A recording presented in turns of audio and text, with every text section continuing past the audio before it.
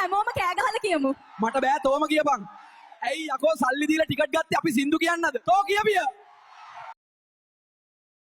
අහංක පියුමි සංජු අයියා මාව තනියම කතා කරන්න කියලා තැනකට එක්කන් ගියානේ. ඉතින් සිත්මි කතා කරාද ඔයාලා? වචනයක්වත් නැහැ ගියපු වෙලේ ඉඳන් ඇරිය මට. ඊයරෑ තීක්ෂණ අයියා ඇතුළට දාද්දි උඹට රිදුනද බං? උඹට පිස්සුද බං? ඒක නිකන් කැලණි පාලෙමෙන් පොල්ලෙල්ලක් ගියා වගේ. ඌ දැම්ම කියනකම් මට දැනුනෙත් නැහැ. මොකද නිසංසල වාගේ පුකේ මයිල් කැලින් වෙලා. මම ගාන්නේ ලයිෆ් බෝයි ෂැම්පුනේ. දැන් ඔබේ හිස කෙස් පමණක් නොවේ පුකේ මයිල්ද ශක්තිමත් කරයි. ડોක්ටර් ඕක අතටද ගහන්නේ? නෑ. තෝගේ පුකට මෙහෙ දිපන් අත. අද නම් අඩන්න වෙන්නේ රජතුමාට.